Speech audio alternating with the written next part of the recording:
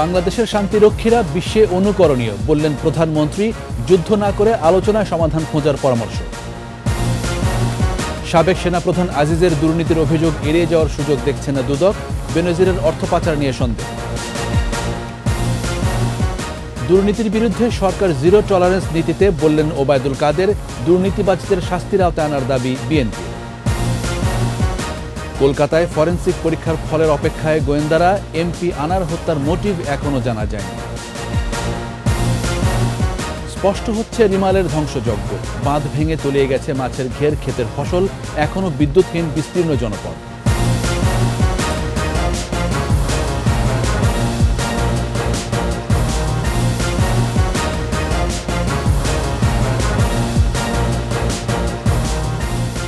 শুনছিলেন first security ইসলামী bank PLC সংবাদ শিরোনাম।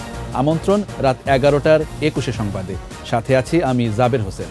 দর্শক, 21 টেলিভিশনের সংবাদ একই সাথে সরাসরি দেখতে পাবেন আমাদের ফেসবুক পেজ www.facebook.com/2124 অনলাইনে।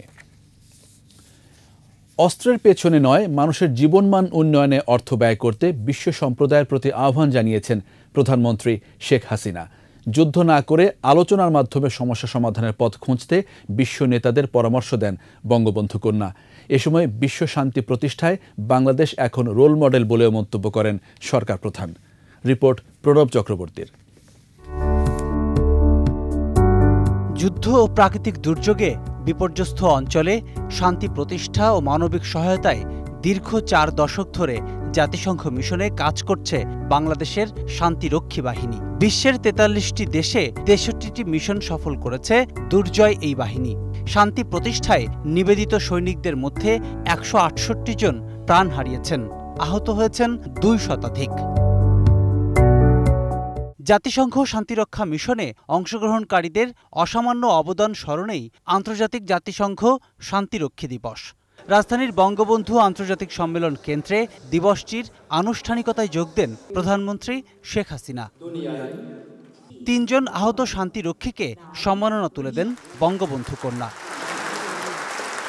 বাংলাদেশের শান্তিরক্ষীদের গৌরবোজ্জ্বল ভূমিকা তুলে ধরে প্রধানমন্ত্রী বলেন, বিশ্বে শান্তি প্রতিষ্ঠায় বাংলাদেশ এখন রোল মডেল। এই অর্জনের পিছনে রয়েছে আমাদের সশস্ত্র বাহিনী ও পুলিশ বাহিনী, টেকসই পরিশ্রমী নিবেদিত প্রাণ সদস্যদের মহান আত্মত্যাগ ও অমূল্য অবদান।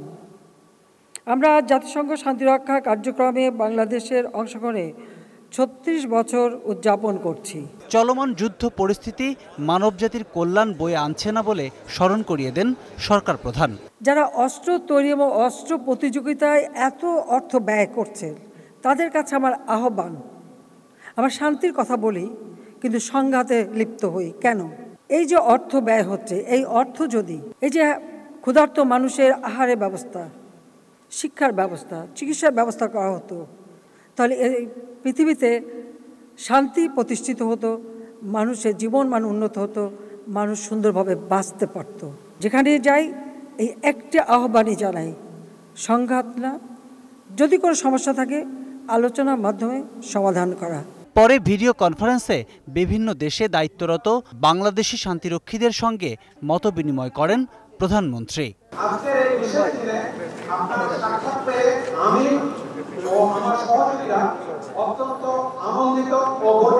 প্রণব চক্রবর্তী, 21 টেলিভিশন, ঢাকা।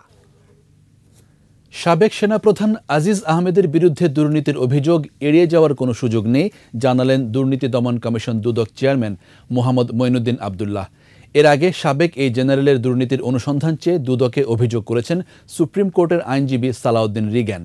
তার করা আবেদনের প্রেক্ষিতেই দুদক চেয়ারম্যান বলেন, সাবেক সেনাপ্রধান আজিজ আহমেদের বিরুদ্ধে অভিযোগ এসেছে, অভিযোগগুলো যাচাই বাছাই করে সত্যতা পেলে আমলে নিয়ে পদক্ষেপ নেওয়া হবে।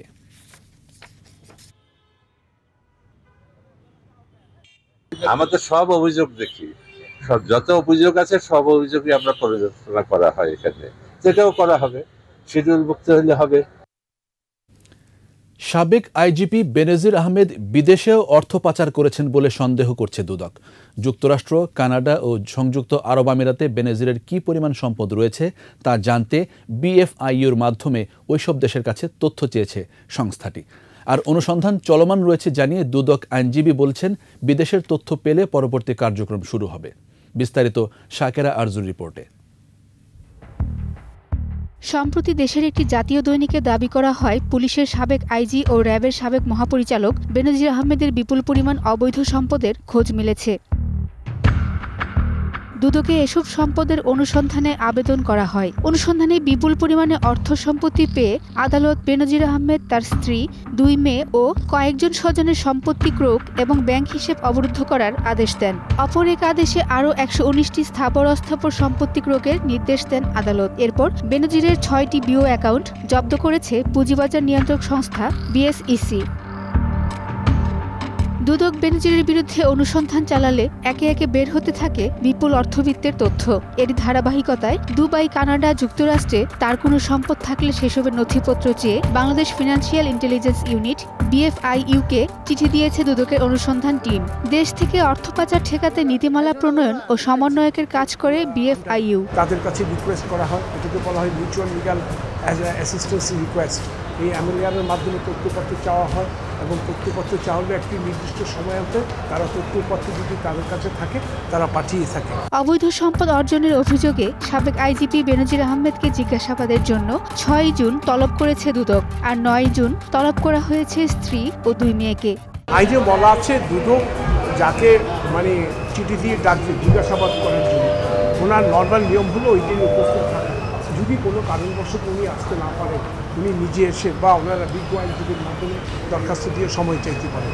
এবং আমি অতীতেও দেখেছি সময় চাইলে কমিশন এটার সময় ওনাদের জন্য অ্যালাউ করে। অনুসন্ধানে দেখা গেছে দেশের বিভিন্ন এলাকায় যে বিপুল সম্পদ গড়েছেন বেনজির, তার বেশিরভাগই কেনেন আইজিপি পদে অধিষ্ঠিত হওয়ার পর। শাকেরা আরজু, 21 টেলিভিশন, ঢাকা। অপরাধী যত প্রভাবশালী হোক না কেন কাউকে সুরক্ষা দেয়া হবে না। সাবেক সেনাপ্রধান ও সাবেক আইজিপির দুর্নীতি প্রসঙ্গে এমন কড়া হুঁশিয়ারি দিয়েছেন প্রধানমন্ত্রীর বেসরকারি শিল্প ও বিনিয়োগ বিষয়ক উপদেষ্টা সালমান এফ রহমান। তাদের নিয়ে সরকার বিব্রত নয় বলেও জানান এই উপদেষ্টা। আকবর হোসেন সুমনের রিপোর্ট। সচিবালয়ে স্বরাষ্ট্র মন্ত্রণালয়ের সম্মেলন কক্ষে কলকারখানা ও বাণিজ্যিক প্রতিষ্ঠানে দুর্ঘটনা রোধ এবং নিরাপদ কর্মপরিবেশ নিশ্চিতকরণে জাতীয় কমিটির 3য় বৈঠক। শেষে সাংবাদিকদের সঙ্গে কথা বলেন প্রধানমন্ত্রীর বেসরকারি শিল্প ও বিনিয়োগ বিষয়ক উপদেষ্টা সালমান এফ রহমান। সাবেক সেনা প্রধান ও সাবেক পুলিশ প্রধানের অনিয়ম প্রসঙ্গে সরকারের অবস্থান তুলে ধরেন। কোনো রকমের কোনো এম্বারেসমেন্টের আমি কিন্তু বিশ্বাস করি না হবে। আইন তার নিজের গতিতে চলবে। এই লোকটা যতই ইনফ্লুয়েন্সিয়াল হোক না কেন, সরকার কিন্তু কোনো রকম প্রোটেকশন কাউকে দেওয়া হবে না। তো সেটা তো আমরা এটা বলে ওটা আইন অনুযায়ী আইনের নিজের গতিতে চলবে।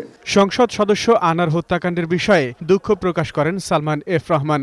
সবাই কিন্তু এটা নিয়ে খুবই শকড হয়েছে এই ঘটনাটা। এখনো আপনারা জানেন ঘটনাটা তদন্তহীন আছে। যে তদন্ত শেষ না করা পর্যন্ত আমার মনে হয় আমার এখন এটার উপরে কমেন্ট করাটা ঠিক হবে না। বৈঠকে নতুন কলকারখানা ও বাণিজ্যিক ভবনের অনুমোদন নিতে পরিবেশ, বিদ্যুৎ সহ সংশ্লিষ্ট কর্তৃপক্ষের সই নিশ্চিতের সিদ্ধান্ত হয়। যদি নতুন কেউ ইন্ডাস্ট্রি করতে চায় তাহলে আপনার সেই অঞ্চলের বাইরে করতে পারবে। আকবর হোসেন সুমন, 21 টেলিভিশন, ঢাকা। দুর্নীতির বিরুদ্ধে সরকার জিরো টলারেন্স নীতিতে আছে বলে মন্তব্য করেছেন আওয়ামী লীগ সাধারণ সম্পাদক ওবায়দুল কাদের। সংবাদ সম্মেলনে তিনি বলেছেন, যে অন্যায় করবে তাকে শাস্তি পেতেই হবে। মানিক শিকদারের রিপোর্ট। তৃতীয় ধাপে উপজেলা নির্বাচন সহ সমসাময়িক নানা বিষয় নিয়ে ধানমন্ডিতে আওয়ামী লীগ সভাপতির রাজনৈতিক কার্যালয়ে আওয়ামী লীগ সাধারণ সম্পাদকের সংবাদ সম্মেলন। নানা ষড়যন্ত্রের মধ্যেও তৃতীয় দফায় 35% ভোট পড়েছে, শান্তিপূর্ণ হয়েছে বলে জানান ওবায়দুল কাদের। সারা দেশে 2-1টি বিচ্ছিন্ন ঘটনা ব্যতীত উৎসবমুখর পরিবেশে নির্বাচন অনুষ্ঠিত হয়েছে। প্রশ্নের উত্তরে সাবেক আইজিপি ও সেনাপ্রধান প্রসঙ্গে বলেন, আওয়ামী লীগের সময় কেউ অন্যায় করলে শাস্তি পেতে হবে। শেখ হাসিনার সৎসাহস আছে, সেই জন্য আজকে জিরো টলারেন্স দুর্নীতির বিরুদ্ধে। যখনই যেটা প্রকাশ পাচ্ছে অপরাধ অনুযায়ী শাস্তি পেতেই। মাঠের রাজনীতিতে ব্যর্থ বিএনপি গলাবাজি আর লিফলেট বিতরণে এসে ঠেকেছে বলেও মন্তব্য করেন আওয়ামী লীগ সাধারণ সম্পাদক। মাঠের আন্দোলনে ব্যর্থ, নির্বাচন ঠেকাতে ব্যর্থ। মানিক শিকদার, 21 টেলিভিশন, ঢাকা। যারাই দুর্নীতির সাথে জড়িত তাদের সবাইকে শাস্তির আওতায় আনার দাবি জানিয়েছে বিএনপি। রাজধানীর ইঞ্জিনিয়ারিং ইনস্টিটিউটে বিএনপি প্রতিষ্ঠাতা জিয়াউর রহমানের 43তম শাহাদাত বার্ষিকীর আলোচনায় মহাসচিব মির্জা ফখরুল ইসলাম আলমগীর বলেন, শুধু সাবেক সেনাপ্রধান আজিজ আহমেদ ও সাবেক আইজিপি বেনজির আহমেদ কেন, সবাইকে শাস্তির আওতায় আনতে হবে। সরকারের বিরুদ্ধে গণতন্ত্র হরণের অভিযোগ এনে নিরপেক্ষ সরকারের অধীনে নির্বাচন দাবি করেন ফখরুল। সরকার বিরোধী আন্দোলনের জন্য নেতাকর্মীদের ঐক্যবদ্ধ হওয়ারও আহ্বান জানান বিএনপি মহাসচিব। সাবেক পুলিশ প্রধান তার আজকে হাজার হাজার দুর্নীতির চিত্র পত্র পত্রিকায় বেরিয়ে আসছে। একইভাবে যে সাবেক সেনাপ্রধান তাকে স্যাংশন দেওয়া হয়েছে একটা মাত্র কারণে যে সে বাংলাদেশের লুট করেছে, চুরি করেছে এবং নির্বাচনে বাধা সৃষ্টি হয়ে দাঁড়িয়েছে। ঝিনাইদহের সাংসদ আনোয়ারুল আজিম আনারকে কেন হত্যা করা হয়েছে তার মোটিভ এখনও জানা যায়নি। যুক্তরাষ্ট্র প্রবাসী বন্ধু আখতারুজ্জামান শাহিনকে গ্রেফতার করতে পারলে জট খুলবে। এসব তথ্য জানিয়ে ডিএমপি কমিশনার হাবিবুর রহমান বলেন, কলকাতার সঞ্জীবা গার্ডেন থেকে টুকরো টুকরো যেসব মাংস উদ্ধার করা হয়েছে ডিএনএ পরীক্ষার পরই তা নিশ্চিত হওয়া যাবে। বিস্তারিত আহমদ বাবুর প্রতিবেদনে। গেল 12 মে চিকিৎসার জন্য ভারতে যান ঝিনাইদহ 4 আসনের সংসদ সদস্য আনোয়ারুল আজিম আনার। এরপর থেকে নিখোঁজ রয়েছেন এমপি আনার। তাকে হত্যার সন্দেহে বাংলাদেশে 3 জন ও ভারতে 1 জনকে গ্রেপ্তার করেছে 2 দেশের গোয়েন্দা পুলিশ। মঙ্গলবার কলকাতার নিউটাউনের সঞ্জীবা গার্ডেনের সেফটি ট্যাঙ্ক থেকে সংসদ সদস্য আনারের লাশের খণ্ডিত অংশ সন্দেহে উদ্ধার করা হয়।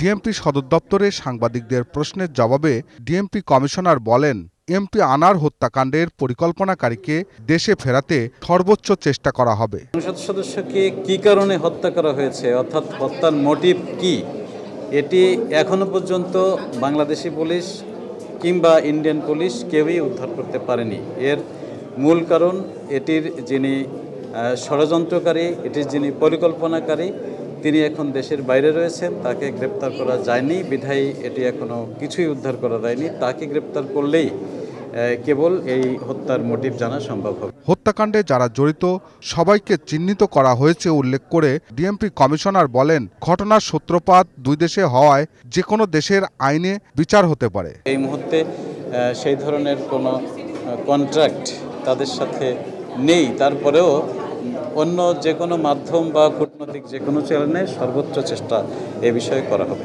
খণ্ডিত কিছু মাংস উদ্ধার করা হয়েছে, সেটি আসলেই আমাদের মাননীয় সংসদ সদস্যের কি না সেটি ডিএনএ টেস্ট করলেই কেবল বোঝা যাবে। বাংলাদেশের আইনে বিচার হতে পারে এবং ইন্ডিয়াতে ঘটনা ঘটেছে, ইন্ডিয়াতেও বিচার হতে পারে। এমপি আনার হত্যার রহস্য খুলতে 2 দেশের গোয়েন্দারা নিবিড়ভাবে কাজ করছেন বলেও জানান ডিএমপি কমিশনার। আহমদ বাবু, 21 টেলিভিশন, ঢাকা। সময় গড়ানোর সাথে সাথে স্পষ্ট হচ্ছে ঘূর্ণিঝড় রিমালের ধ্বংসলীলা। টানা 36 ঘন্টার তাণ্ডবে বেড়েছে ক্ষয়ক্ষতির পরিমাণ। বিধ্বস্ত হয়েছে বাড়িঘর, বাঁধ ভেঙে ভেসে গেছে মাছের ঘের, ফসলের মাঠ। গ্রামীণ কাঁচা পাকা সড়ক ভেঙে গেছে পানির তোড়ে। ঝড়ে বিদ্যুতের খুঁটি উপড়ে ফেলেছে সর্বনাশা রিমাল। এখনও অন্ধকারে অনেক এলাকা। প্রতিনিধিদের তথ্যচিত্রে সমর ইসলামের রিপোর্ট। এভাবেই আক্রোশ মিটিয়েছে প্রবল ঘূর্ণিঝড় রিমাল। লণ্ডভণ্ড করে দিয়েছে হাজারো ঘরবাড়ি। সরকারি হিসেবে রিমালের তাণ্ডবে 1.5 লাখের বেশি বাড়িঘর সম্পূর্ণ ও আংশিকভাবে বিধ্বস্ত হয়েছে। ক্ষতির মুখে পড়েছে 37.5 লাখ মানুষ। সর্বনাশা রিমাল কেড়ে নিয়েছে 10টি প্রাণ। বহু জায়গায় বেড়িবাঁধ ভেঙে প্লাবিত হয়েছে বিস্তীর্ণ এলাকা। জলোচ্ছ্বাসে বিশ্ব ঐতিহ্য সুন্দরবন 10 থেকে 12 ফুট পানির নিচে তলিয়ে যাওয়ায় জীববৈচিত্র্যের ব্যাপক ক্ষতির আশঙ্কা করা হচ্ছে। জোয়ারের পানি এসে উপকূলের বিভিন্ন মাছের ঘের ভেসে গেছে।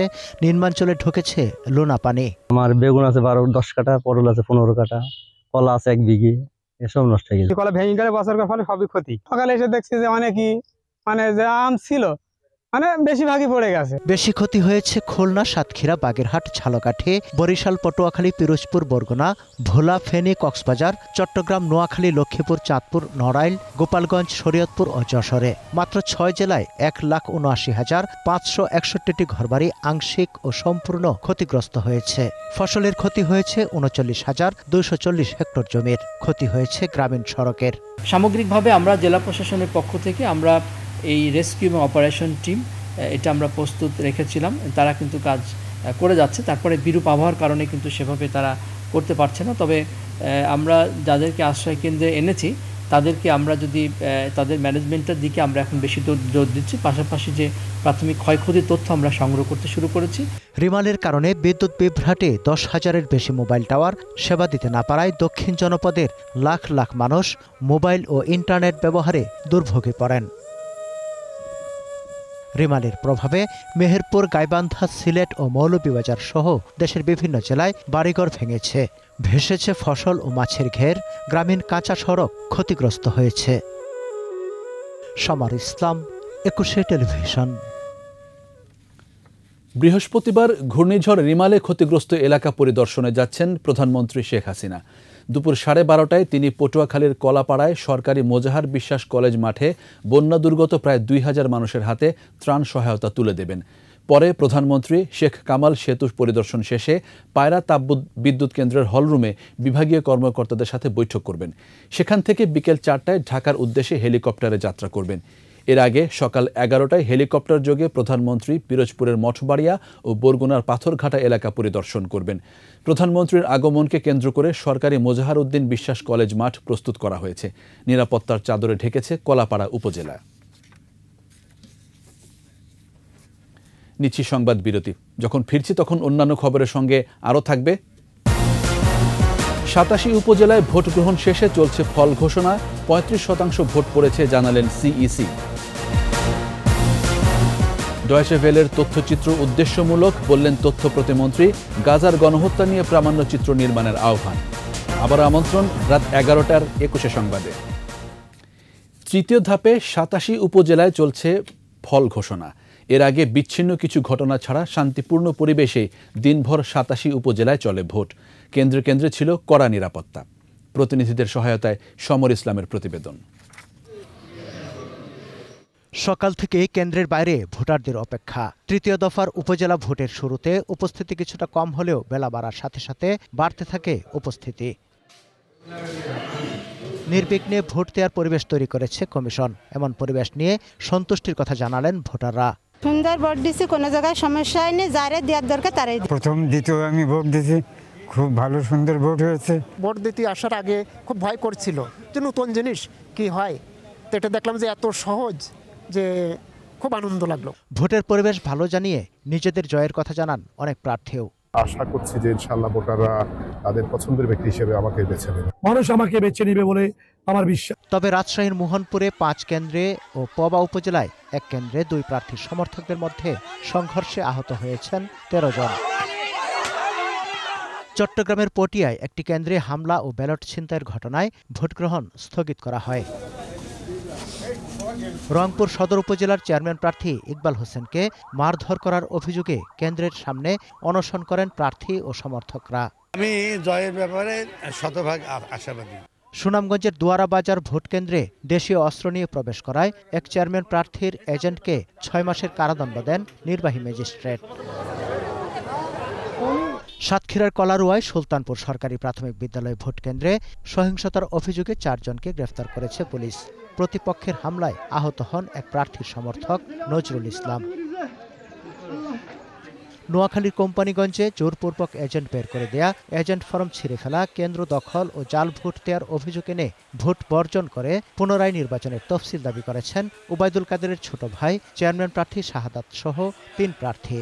আমাদের বাড়ি থেকে বাইরে গেছে ভোরবেলা 6টার লাগে, এগুলো বিভিন্ন কেন্দ্রে ছড়িয়ে গেছে একটা করে। পুলিশের দেশও আছে তাদের মধ্যে, তারা কিন্তু পুলিশ না। এ দফায় চেয়ারম্যান পদে 397, ভাইস চেয়ারম্যান পদে 456 ও সংরক্ষিত নারী ভাইস চেয়ারম্যান পদে 299 জন প্রতিদ্বন্দ্বিতা করেন। সুষ্ঠু নির্বাচন করতে পুলিশ আনসারের পাশাপাশি মাঠে কাজ করছে র্যাব, বিজিবি। তৃতীয় ধাপে ১১২ উপজেলার তফসিল হলেও পিরোজপুরের ভান্ডারিয়ায় সব পদে একক প্রার্থী থাকায় সেখানে ভোট হচ্ছে না। নানা কারণে আরও ২ উপজেলায় ভোট স্থগিত হয় আগেই।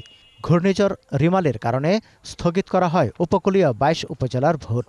পুরো ১২টা পর্যন্ত যে প্রাপ্ত তথ্য তাতে কোনো কেন্দ্রে ১৬%, কোনো কেন্দ্রে ১৭%, কোনো কেন্দ্রে ২০% এরকম ভোট কাস্ট হচ্ছে মর্মে আমরা প্রাথমিকভাবে জানতে পেরেছি। আর উল্লেখযোগ্য বড় ধরনের কোনো ঘটনা নির্বাচন সংশ্লিষ্ট ঘটেনি। সামার ইসলাম, ২১ টেলিভিশন। তৃতীয় ধাপে ৮৭ উপজেলায় প্রায় ৩৫% ভোট পড়েছে বলে জানিয়েছেন প্রধান নির্বাচন কমিশনার কাজী হাবিবুল আউয়াল। বুধবার বিকেলে ভোট গ্রহণ শেষে আনুষ্ঠানিক ব্রিফিংয়ে সিইসি বলেন, সীমিত পরিসরে কয়েকটি অপ্রীতিকর ঘটনা ছাড়া অবাধ, নিরপেক্ষ ও সুশৃঙ্খলভাবে নির্বাচন সম্পন্ন হয়েছে। আইনশৃঙ্খলা বাহিনীর তৎপরতায় নির্বাচন সফল হয়েছে বলেও জানান সিইসি। তৃতীয় ধাপে নির্বাচনে অনিয়মের অপরাধে একজন সহকারী প্রিজাইডিং অফিসার সহ কারচুপির অপরাধে ৩০ জনকে আটক করা হয়। ২ জনকে দেয়া হয় তাৎক্ষণিক কারাদণ্ড। ভোট গ্রহণের সময় হাতাহাতির ঘটনায় ৬ জন আহত এবং অসুস্থ হয়ে একজন প্রিজাইডিং অফিসার মারা যান।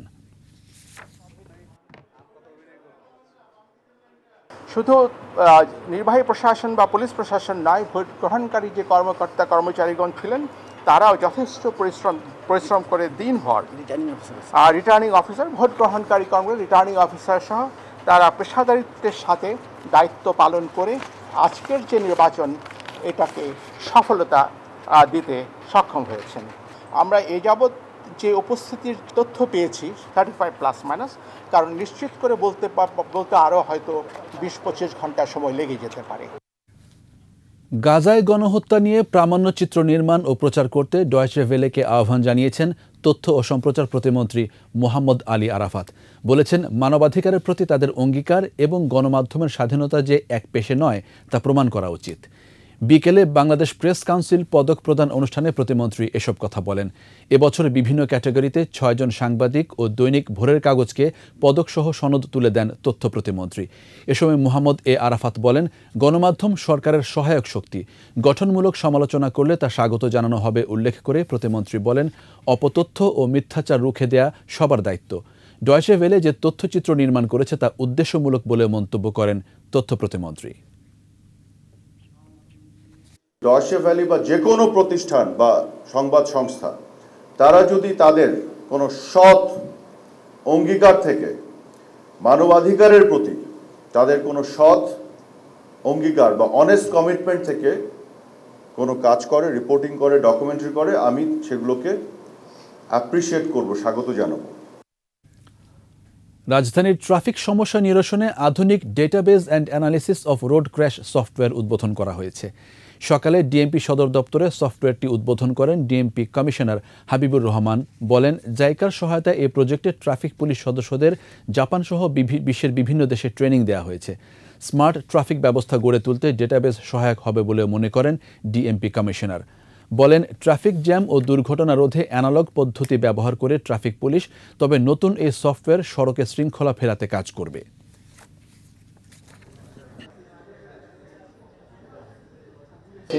প্র্যাকটিক্যাল ট্রেনিংও তারা করিয়েছে, তারপরে ইন্ডিয়াতে নিয়ে ট্রেনিং করিয়েছে, পড়াচ্ছে। তো সব কিছু মিলে আমি মনে করি যে আমাদের যে ট্রেনিংটি হচ্ছে সেটি হবে আমরা অনেকখানি ঢাকা মেট্রোপলিটন এলাকার ট্রাফিক ব্যবস্থা উন্নতি করতে সক্ষম হব। রাজধানীর ইসলামপুরে গত ২৬ মে মা বুলিয়ান অ্যান্ড সিলভার জুয়েলার্সের ৭০ লাখ টাকা ছিনতাইকারী চক্রের ৫ জনকে গ্রেফতার করেছে ডিএমপির গোয়েন্দা পুলিশ। সকালে সংবাদ সম্মেলনে মহানগর গোয়েন্দা পুলিশের লালবাগ বিভাগের অতিরিক্ত কমিশনার মশিউর রহমান বলেন, ডাকাতির ঘটনার মূল পরিকল্পনাকারী খোকন দাস। সিসিটিভির ফুটেজ বিশ্লেষণ করে চট্টগ্রাম সহ দেশের বিভিন্ন স্থান থেকে তাদেরকে গ্রেফতার করা হয়। সংবাদ সম্মেলনে আরও জানানো হয়, খোকন দাস ইসলামপুরে ছোটখাটো ব্যবসার আড়ালে কে কোথা থেকে টাকা লেনদেন করছে সেটির খোঁজ খবর রেখে ডাকাতদের নিয়ে এসে ঘটনা ঘটাত। গ্রেফতার ৫ জনের বিরুদ্ধে দেশের বিভিন্ন থানায় একাধিক ডাকাতির মামলা রয়েছে বলে জানায় ডিবি।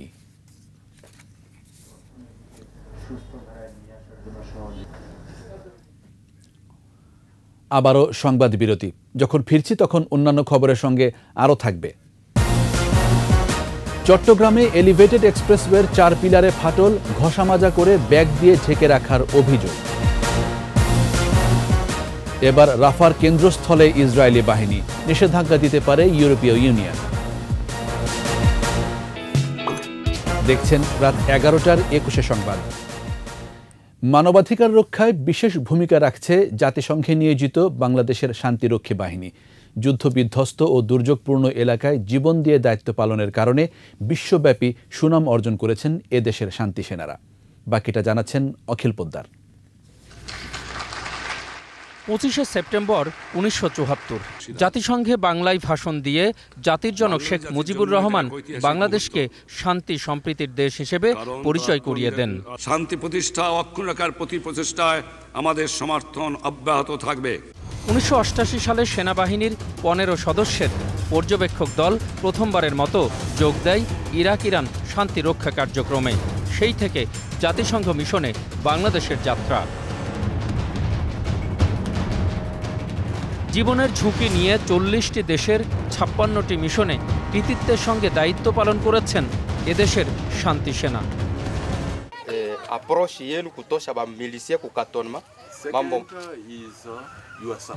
আমরা 34 বছরে 1,88,000-এর মতো আমরা পিসকিপিং ফোর্সেস পাঠিয়েছি এবং এর মধ্যে প্রায় 168 জন কিন্তু আমরা they have sacrifice to the highest, মানে মৃত্যু শহীদ বরণ করেছেন এবং এই প্রায় 247 জন ইনজুর্ড হয়েছে। মানবাধিকার রক্ষায় বাংলাদেশি সেনাদের প্রতিশ্রুতিবদ্ধ যুদ্ধ কৌশল বিশ্বজুড়েই প্রশংসিত। তাই সব প্রতিকূলতা উতরে শান্তি সেনারা ধরে রাখবে অর্জিত সুনাম। বাংলাদেশ আর্মি বিগত 36 বছরে প্রমাণ করেছে বেশ কয়েকটা বিষয় এবং এই বিষয়গুলোর মধ্যে প্রথমেই হলো বাংলাদেশ আর্মির প্রফেশনালিজম। এর মধ্যে আছে অর্গানাইজেশনাল যে এফেক্টিভনেস যেটা আছে, আমাদের যে চেইন অফ কমান্ড এইগুলো আছে, এইটাকে তারা প্রমাণ করেছে। বাংলাদেশ আর্মি প্রমাণ করেছে, বাংলাদেশ আর্ম ফোর্সেস প্রমাণ করেছে যে তারা হার্ড ওয়ার্কিং, ডেডিকেটেড, কমিটেড। তারা তাদের যে চিটাগং হিল ট্রেক্সে যে এক্সপিরিয়েন্স অথবা লিবারেশন আর্মির যে এক্সপিরিয়েন্স আমরা পেয়েছি বা আমাদের ইনস্টিটিউশনাল ট্রেনিং যেটা আমরা পেয়েছি, সেই ট্রেনিংয়ের মাধ্যমে আমরা প্রমাণ করেছি যে বাংলাদেশ আর্ম ফোর্সেস একটা indispensable forces in UN mission. আমাদের রিপ্রেজেন্টেশনটা হয়েছে বিকজ অফ আমাদের যে প্রফেশনালিজম, আমাদের যে ডেডিকেশন, হার্ড ওয়ার্কিং, সেজন্য হয়েছে in UN headquarter. At the same time আমাদের অনেক নামকরা ফোর্স কমান্ডাররা ছিলেন, ডেপুটি ফোর্স কমান্ডাররা ছিলেন। যদি আমাদের সেই রকম কোনো উদাহরণ থাকতো তাহলে আমাদের দেশ থেকে এরকম ফোর্স কমান্ডারও নিত না, ডেপুটি ফোর্স কমান্ডার নিত না, অথবা জাতিসংঘের হেডকোয়ার্টারে আমাদের স্টাফ অফিসারদেরকেও নিত না। অখিল পোদ্দার, 21শে টেলিভিশন, ঢাকা। যানবাহন চলাচলের আগেই চট্টগ্রাম এলিভেটেড এক্সপ্রেসওয়ের 4টি পিলারে দেখা দিয়েছে ফাটল। খানিকটা ঘষা মাজা করে জিও ব্যাগ দিয়ে ফাটলগুলো ঢেকে দেওয়ার অভিযোগ উঠেছে প্রকল্প কর্মকর্তাদের বিরুদ্ধে। বিপ্লব মজুমদারের ক্যামেরায় চট্টগ্রাম থেকে রিপোর্ট করছেন হাসান ফেরদৌস। নকশা অনুমোদন, সম্ভাব্যতা যাচাই সহ ভূমি জটিলতা নিরসন না করে 2018 সালে শুরু হয় পতেঙ্গা থেকে লালখান বাজার পর্যন্ত প্রায় 16 কিলোমিটার দীর্ঘ এলিভেটেড এক্সপ্রেসওয়ে নির্মাণ কাজ। মাঝপথে দফায় দফায় পরিবর্তন করতে হয় অ্যালাইনমেন্ট। নানা জটিলতায় বেড়ে যায় প্রকল্পের মেয়াদ। নির্মাণ ব্যয় 1000 কোটি টাকা বেড়ে দাঁড়ায় 4370 কোটি টাকায়। এখন যে উদ্ভূত সমস্যাগুলো আছে এগুলো সমাধান করে কিভাবে এটাকে ফাংশনাল করা যায়, এই বহু হাজার কোটি টাকার এই প্রকল্প কিভাবে মানুষের কাজে আসে এবং চট্টগ্রামে কিছুটা গতিশীলতা আনে। গেল নভেম্বরে প্রকল্পটির উদ্বোধন করেন প্রধানমন্ত্রী শেখ হাসিনা। তবে যান চলাচলে উন্মুক্ত না করে পরিবর্তিত নকশায় 14টি র্যাম নির্মাণ করছে চট্টগ্রাম উন্নয়ন কর্তৃপক্ষ সিডিএ। এর মধ্যে লালখানবাজার একটি র্যামের 4টি ফিলারে ফাটল দেখা দিয়েছে। ফিলারগুলোতে জিও ব্যাগ দিয়ে ঢেকে ঘষামাজা করে মেরামতের চেষ্টা চলছে। জনমনে তৈরি হয়েছে আতঙ্ক। পতেঙ্গা থেকে লালখান বাজার পর্যন্ত 16 কিলোমিটার দীর্ঘ এই এলিভেটেড এক্সপ্রেসওয়েটি গত বছরের নভেম্বরে উদ্বোধন করেন প্রধানমন্ত্রী শেখ হাসিনা। উদ্বোধন করা হলেও সড়কটি এখনও পর্যন্ত যান চলাচলের জন্য উন্মুক্ত করা দেওয়া হয়নি। কিন্তু এর মধ্যেই এলিভেটেড এক্সপ্রেসওয়ের 4টি ফিলারে ফাটল দেখা দিয়েছে। প্রশ্ন উঠেছে কাজের মান নিয়ে। আর এখনই সেসব বিষয়ে তদন্তে করে দ্রুত ব্যবস্থা গ্রহণের দাবি জানিয়েছেন নগরবাসী। কাজ শেষের আগেই পিলারে ফাটল গুণগত মান নিয়ে প্রশ্ন তুলেছেন নগর পরিকল্পনাবিদ এবং সিডিএর বোর্ড সদস্য। নির্মাণ বিশেষজ্ঞদের দিয়েই তদন্তের দাবিও তাদের। যেহেতু প্রশ্নটি উঠেছে এবং ফাটলগুলি চিহ্নিত হয়েছে, এটি যথাযথ একটি অনুসন্ধান এখানে চালানো উচিত বলে আমি মনে করি। বিষয়টা অবশ্যই একটা গভীরভাবে বিশেষজ্ঞ দিয়ে তদন্ত করা দরকার। এটা একটু পরীক্ষা করা দরকার যে এই ফাটলগুলো কোন পর্যায়ে আছে, এগুলো স্ট্রাকচারাল ফাটল নাকি শুধুমাত্র উপরিভাগের ফাটল। আগামী জুনেই শেষ হওয়ার কথা থাকলেও র্যাম্পের ফাটলে অনিশ্চয়তায় প্রকল্পটি। হাসান ফেরদৌস, 21 টেলিভিশন, চট্টগ্রাম। আর এরই সাথে শেষ করছি রাত 11টার 21 সংবাদ। যাবার আগে ফার্স্ট সিকিউরিটি ইসলামী ব্যাংক পিএলসি সংবাদ শিরোনামগুলো আরও একবার। বাংলাদেশের শান্তিরক্ষীরা বিশ্বে অনুকরণীয়, বললেন প্রধানমন্ত্রী। যুদ্ধ না করে আলোচনায় সমাধান খোঁজার পরামর্শ। সাবেক সেনাপ্রধান আজিজের দুর্নীতির অভিযোগ এড়িয়ে যাওয়ার সুযোগ দেখছে না দুদক। বেনজিরের অর্থ পাচার নিয়ে সন্দেহ। দুর্নীতির বিরুদ্ধে সরকার জিরো টলারেন্স নীতিতে, বললেন ওবায়দুল কাদের। দুর্নীতিবাজদের শাস্তির আওতায় আনার দাবি বিএনপির। কলকাতায় ফরেনসিক পরীক্ষার ফলের অপেক্ষায় গোয়েন্দারা। এমপি আনার হত্যার মোটিভ এখনও জানা যায়নি। স্পষ্ট হচ্ছে রিমালের ধ্বংসযজ্ঞ। বাঁধ ভেঙে তলিয়ে গেছে মাছের ঘের, ক্ষেতের ফসল, এখনও বিদ্যুৎহীন বিস্তীর্ণ জনপদ। 21 টেলিভিশনের সর্বশেষ খবর জানতে ডায়াল করুন 2021 নম্বরে, আর ভিজিট করুন 21-tv.com এই ওয়েবসাইট। এছাড়া ফেসবুকে লগ ইন করতে পারেন facebook.com/2124 অনলাইনে। আমাদের পরের সংবাদ রাত 1টায় দেখার আমন্ত্রণ রইল।